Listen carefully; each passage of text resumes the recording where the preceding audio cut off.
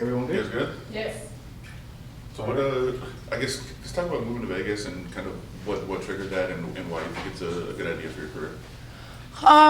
Well, there's a lot of things. Well, first of all, my move to Vegas, happened rather fast. It wasn't something I had planned on doing. It was something that kind of came up and what was needed. You know, I was at Strong South for 13 years, and I felt that we couldn't agree to disagree on some of the ways that needed trained for future fights.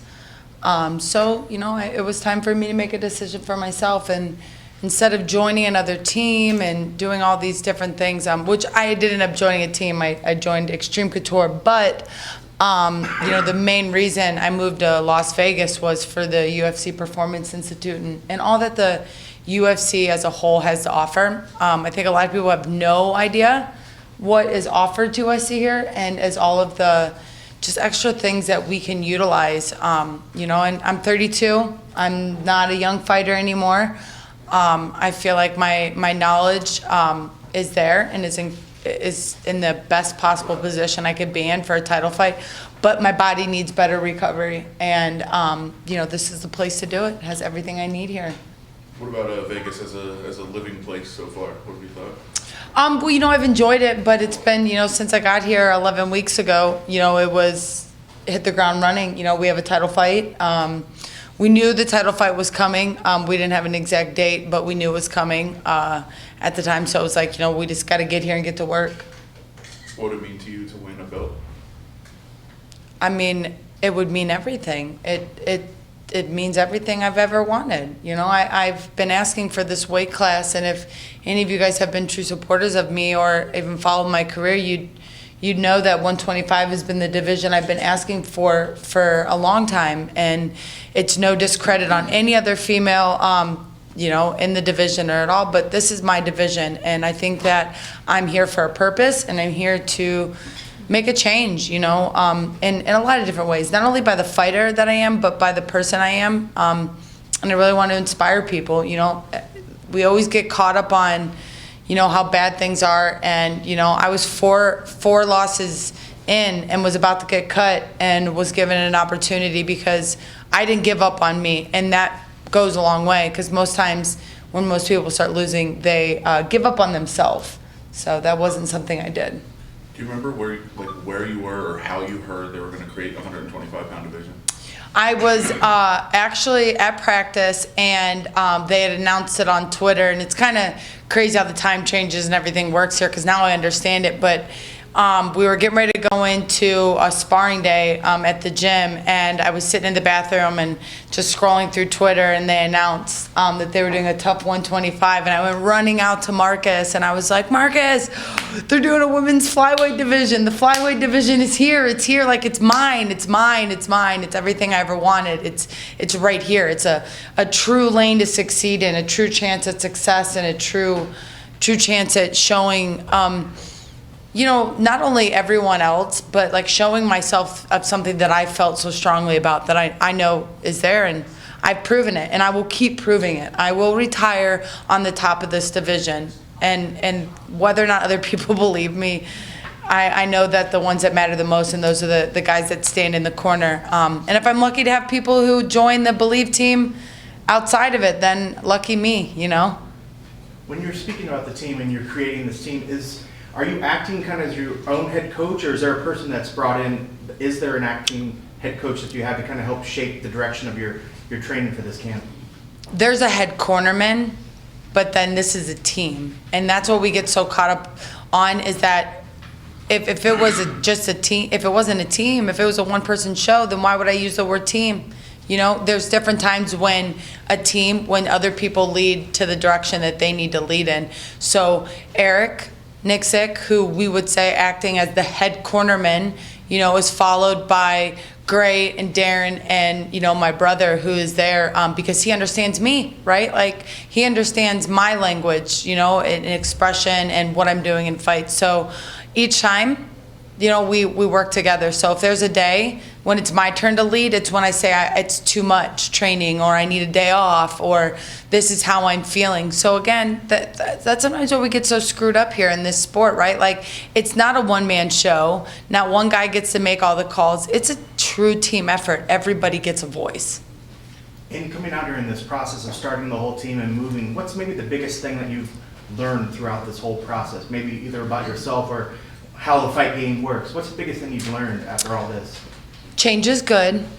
It's okay if things don't always go as planned, but if you're one of the fortunate ones in this sport, you know how to plug and play. So that means if it's a last-minute opponent change, if it's a last-minute exercise change, if it means that coach can't come today because of something happening, and it's a change, but to be flexible. You know, try not to focus so hard on the exact moment, but just work with what you have. And I've realized that now, that even on days that I expected to have a good day, I woke up and I had a bad day, and I had to turn it around and go, you know what? It's not a bad day. It's going to be a good day because we're going to shift gears. So that's been the biggest thing that I've learned. I think that being here in Las Vegas has been a lot less stressful than any of my other camps. I don't know why. I mean, I can assume a couple things. You know, I love the house that I live in. I love having a pool. I love the ability to have everything I have here, the food, the nutrition, the help. You know, the staff has been incredible, and they've just, even on days, you know, that I feel a little less about myself, they were there to pick us up, and that's what they're here to do. You know, I don't care if they're telling, you know, Valentina the same thing. You know, I make it my own. And you kind of alluded to there, is Vegas the long-term goal? Is there any plans in the future to go back to Cleveland or go further west? I mean, or is the plan to stay in Vegas for the immediate future and heading forward?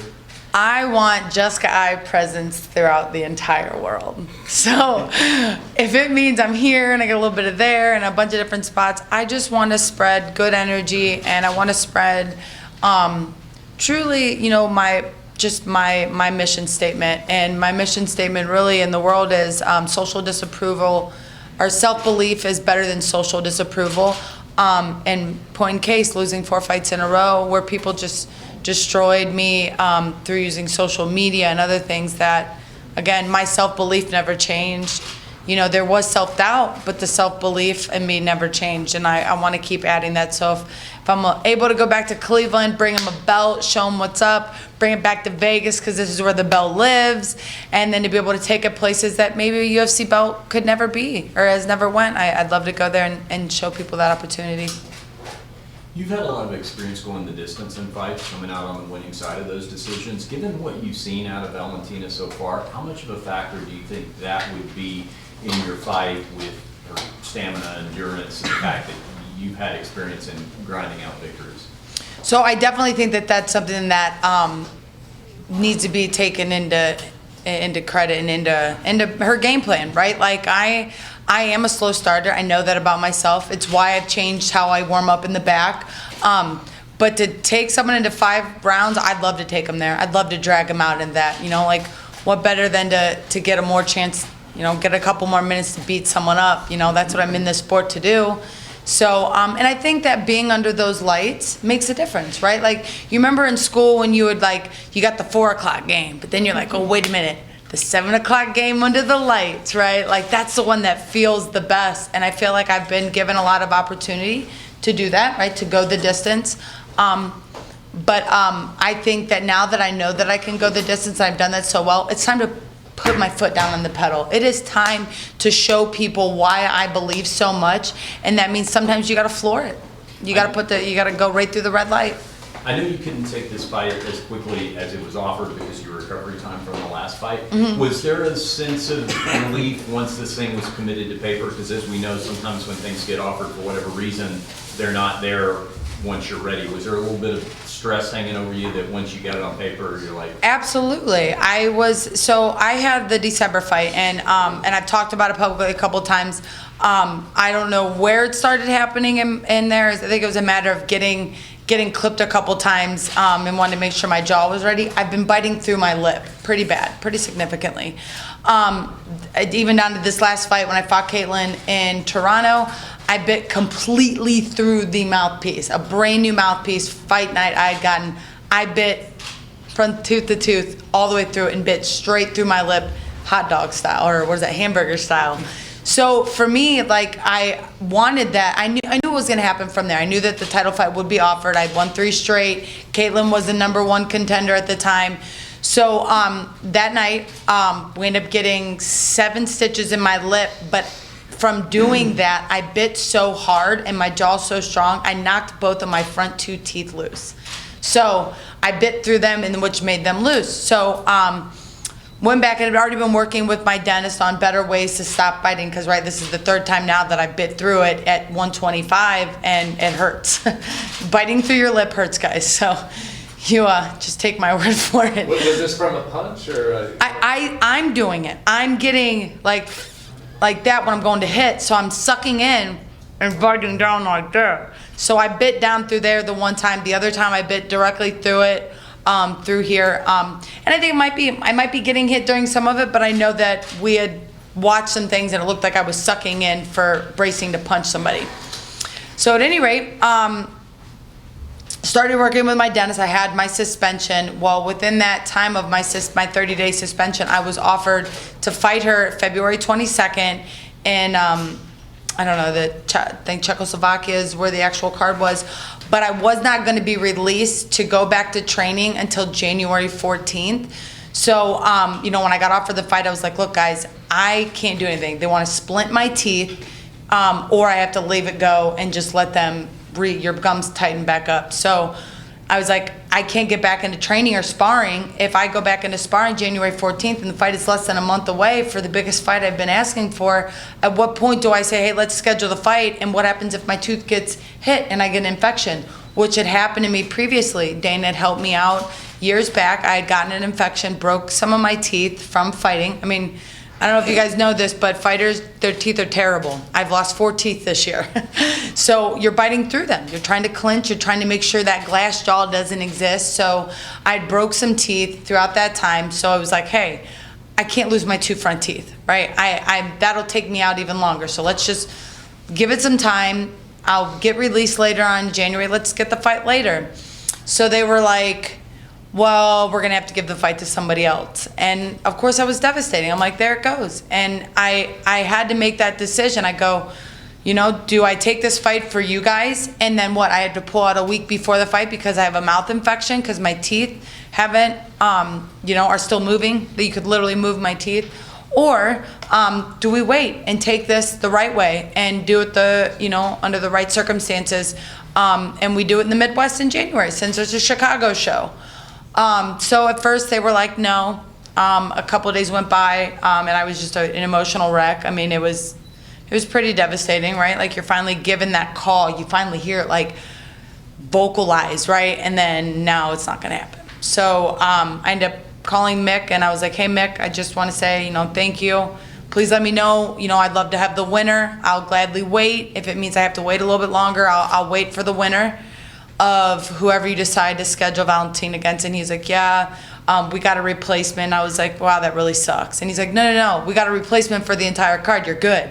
I'm like, I'm good? Huh, okay then, fine, great. So that was when it was like a waiting game on like when the fight was gonna be scheduled next. So at that point, they basically let me know, hey, it's gonna be you still. You're still getting the title shot. It's just a matter of when.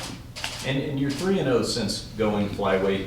Other than that being your natural weight class, can you give us an idea of the day-to-day difference for you of being at 125 in terms of preparation, training? What's different than it was day-to-day when you were having a fight?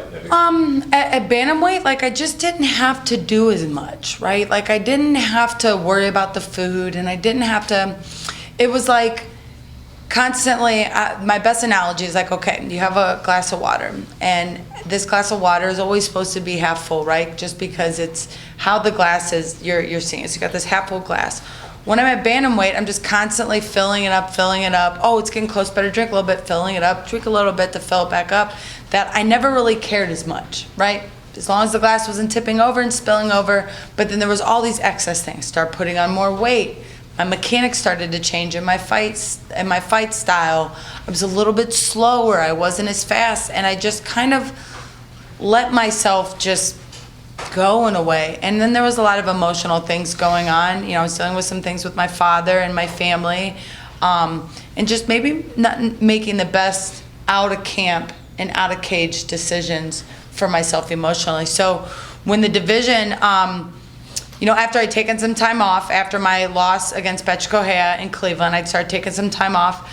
I ended up getting a blood clot from birth control, which I am completely against birth control now, and understanding that some of the things that go along with it. I got the blood clot, had to change some things, got off birth control, and just lost massive amount of weight. So I'm like, wow, I'm losing weight again, and I feel lighter, and I feel like, well, wait a minute, I'm only 135 pounds. This is what I fight at, right? Like, then I started liking my body again, and I was like, ooh, what if I can be better at 135? Like, what if I can be the best 135 or at 135, right? Go back to the old boxing mentality, right? Only walk a couple pounds off your weight. So we get scheduled against Aspen Ladd. They're like, Jess, win this fight. And at this time, the Ultimate Fighter 125 is already going on right now. So they're like, all right, Jess, win Aspen, okay? And then we'll let you have 125. We'll let you go back down to it. And I'm like, deal, that's it. I'm doing it, right? So at this point, it's July 6th here in Las Vegas a couple years ago. I'm like way underweight. We're so underweight, I don't even like bread. I'm eating bread on fight week just for like scare tactics, walking around with a sandwich in my hand. I'm like, ooh, look who's 132. You know what I mean? Like, ooh, made weight perfect, right? So I'm like, all right, we've taken all this time off. I've seen a sports psychologist. I did what Dana, felt I needed to do, take some time off. My father had been passed. Some family things had settled. Life just was good, right? Like, I was happy. My family that I have, my brother, me and my youngest brother had an even better relationship. My oldest brother, was back around, found the woman that he loved, and everything just started going great. And we're like, all right, things are finally moving in the right direction. We get the Aspen fight. We're in the back, warming up, getting our hand dropped. I'm like, oh, this is it. We're going to get it. We're going to get back on track. We're going to win this, and we're going to take over the 25 division. And then the fight is canceled 40 minutes before the fight is actually supposed to happen. And I'm just like, here we go again, right? Like, what's going on? And Dana calls me and says, look, I'm so sorry. I know how hard you've been working. I know that the weight cut was easy. We can get you on another fight here in a couple weeks. You can fight at 25, because that's what my demand was like, look, I've been begging you. Like, please let me fight at 125. Please let me fight there once. Just once. I'll show you something great. And they were like, you know what? We'll get back to you. You can have your next fight at 125. And I'm like, whew, that's it. You said it. I'm holding you to it. So then we get scheduled. This time it's in July. We get scheduled against Paige Van Zant going into October 7th. And I'm like, all right, Paige Van Zant, right? Huge following, right? I'm going to make my debut against, a high-volumed star, right, that has all this following. It's perfect time to put myself back on track and to open up doors, not just by getting the title, but like all these other things I get to do, right? Because let's face it, the world loves winners, right? They don't like losers. Unfortunately, the loser doesn't get the job, which sucks, right? Because we don't even know what's making this loser lose. Maybe they need a little bit of inspiration from all of you guys. Maybe get behind the loser for once instead of just the winner. So they schedule a fight. We're going all the way through camp, and the week before we're supposed to leave for the fight, they cancel the fight. Paige has been hurt. I'm like, oh man. So no fight now, right? So I'm like, well, why don't we push it back? They go, okay, we'll push it back. We go back to December. I'm like, all right, here we go again. Got the fight pushed back to December. We get about 2 weeks out from December, cancel the fight again. Fight's been canceled. I'm like, you've got to be kidding me, right? Like, what's going on? Bad juju, what is it? Finally, I get a call from Dana and Mick, and they say, look, we got you a fight, we promise. It's not her, it's not this person, it's going to be Kalindra, it's going to be in St. Louis.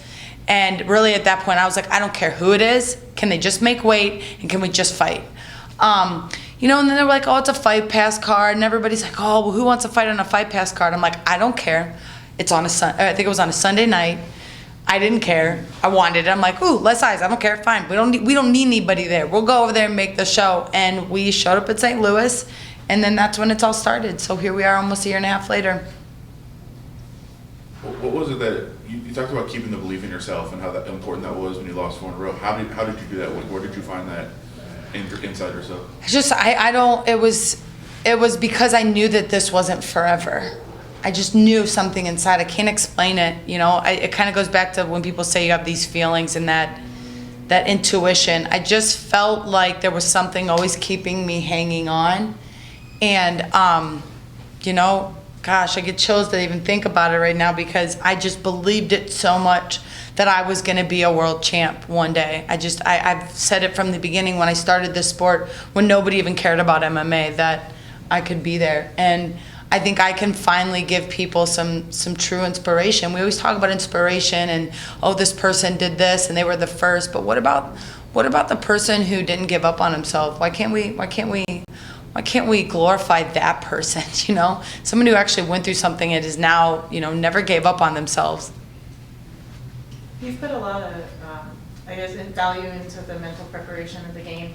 And for you, on the journey that you've had, what was the main thing that really helped you to turn around your mentality as a fighter, to keep that strength about yourself? Like you said, like... Probably after my dad died, which was shortly around my last fight at bantamweight, the one against Betchkohea. I think that's really when it started to happen. There was a lot of things me and my family struggled with, and I think a lot of that emotion wasn't the best. But, you know, long story short, our relationship wasn't great with my father, but I know he loved me, and I know that my life changed whenever he passed and he wasn't suffering anymore, and neither was I, you know, and I was able to let go of some things that were really emotionally shackling me to the ground and also shackling me as a fighter. That, listen, when I go in there, I really truly feel alive. I think before I thought that I felt alive, but now I do. And I think these last couple fights show it. And as much as people say that, you know, they don't like my ugly crying face afterwards, that's all the emotion. And believe me, I don't care if anybody cares. It's everything that I've ever went through comes out a little bit. And it was ugly. Believe me, they could take my word for it. This week, the UFC penned a deal with the cannabis company up in Canada, and they're going to do research with CBD. What are your thoughts on that? Do you think you'll participate in some of that research? Huge advocate of marijuana and CBD. My dad died from brain cancer, GBM, which is a very aggressive style brain cancer, but it's something that marijuana helps, right? And CBD is known to help. I would love to be able to change that image of being able to use CBD. I use CBD before every fight, and I have my last 3 fights specifically. And I've noticed such a better person in there and less anxiety that I think sometimes people give this crazy persona on what CBD and THC actually do, but there are some medical benefits. I'm a highly anxious person, and doing that makes me less anxious and gives me, I don't know, better self-belief, because I'm able to control that jitteriness that I get before the fight. And I mean, and on top of it, like, if anybody knows anything about CBD, all of our CBD receptors are in our brain. All of us are taking headshots. How important do you think it'll be to actually do more research? How, you know, for the use of that? Well, the more research we have, the more that the mass, you know, world believes, you know. Like, I know what I know because I research it, right? And I spend the time doing that. But I mean, let's face it, the average world is not going to sit around and spend an hour to research something on their phone about something they don't even know about, right? And until it applies them, until they have a traumatic brain injury, right? Then they're going to realize, like, oh, wait a minute, what outside of big pharma can I do to help myself, right? Like, what else can I do that is going to naturally help the body? There was a tweet, I think you mentioned, about some video that Valentina posted, and she was kind of like putting like more fast shoot. I feel like I have annoyed her so much, but she doesn't, I mean, again, right? Like, most things are going to be taken out of context. I could say that's stupid, and the way that you guys quote it, right? The way that you put the image out there, they're gonna be like, she is such a terrible person. She's a bully. She just picks on people. So again, I don't know if she really sped up the video. It looks sped up. I'm not gonna lie, it did. I seen a video where she was working out here and other people had tagged me in it, and you know, because the internet trolls, like, Valentina's have to tag me something in her IG for someone not to tag me in it, to be scrolling through the internet and it comes up and we see it. So that's how I seen it. And it looked like it had been sped up. I know that other people have done it, maybe they haven't, but I know by saying it annoyed a bunch of people and got things going, right? Like, who knows if she did or didn't? You know what I mean? Like, it did look like it. I mean, the cars were going super fast, and I know that other people have done that before, and I don't blame her. Why not? Why not do that? Why not throw a little bit of mental tactic in there? What do you think I did to say something to her? You know, I mean, me and her aren't being rude to each other, right? Like, but there needs to be some kind of poking of the bear here. You know, two people are about to fight. And how do you see her as a champion in this division? I think I can do it better. I think I'll keep it at that and keep my opinions to myself on that one. I just think I can do it better. You said there has to be poking, but you guys are training in the same UFC. I mean, how much conversation is there? She said, so I'm extremely hard of hearing, right? Like, I don't know what it is. Maybe I got some cauliflower in the ears, something. But one day we were in the bathroom, and I think it might have been around the time that I posted that or said something about that. I don't even know. And mind you, JoJo's here. JoJo's the backup, right? Like, so we're all here right now. Listen, I am not going to fight anybody outside that octagon. I want the money. Right? Like, I need to make my life better, right? Fighting you here only emotionally makes things worse, right? It makes me more mad than it does me just saying, hey, I'm going to save it so I can make sure I have a paycheck, right? So I think the girls are a little bit smarter in that way than the guys are. Like, anyways, it was shortly after something was said like that, and we're both like basically changing in the bathroom, which is already super awkward, right? Like, so like her and her sister in there, and you know, I'm just like, all right, well, I'll just change with my butt facing you. And as soon as I was done, I'm pretty sure she said, you will have a chance next. I think that's what she said, because that was kind of the tone of what she said it, but I'm really hard of hearing, and I'm not really good at understanding people with accents, so like, I literally was like, huh? Right, yeah. And that's all I said. So like, I feel like, I don't know if she knows, like, if she like thinks I was being a smart ass then too, but like, I kind of gave that, like, you know, when someone says something to you and you're like, oh, what? Oh, yeah, right. What they said. It's kind of what I feel like that, but I think what she said is, you'll get your chance soon, I think. So, we've been around each other, who cares? Again, I'm trying to level up my own life. I'm not trying to fight anybody for free. You know, fighting in the octagon almost seems, because you know what you've gone through in your life, like it'd be a relief for you. It is. Is it like therapeutic for you? It has now. It never used to be that way. And I bless my father in so many ways, but I think the passing of him allowed me to let go of some very emotional things that finally I'm not getting physically hit is something I have had happen to me my entire life, even into my young adulthood with my father, and it was one of the reasons why we stopped speaking. Before, I used to make myself feel kind of like a victim to it. Now I'm using it as a way to remember feeling, right? Like, I remember being in some of those emotional moments with my father, and remember talking myself to be calm, right? Because getting more mad made him more mad, or getting more emotional made him more emotional. So I've learned how to apply that in the fights better these days, that I'm not getting emotional in the wrong way in the fight. I'm getting emotional in the right way, and I'm making the correct decisions and not freezing. Thank you. Are we good? Woo. I would drop the mic, but I don't want to kick your stand over or anything right now.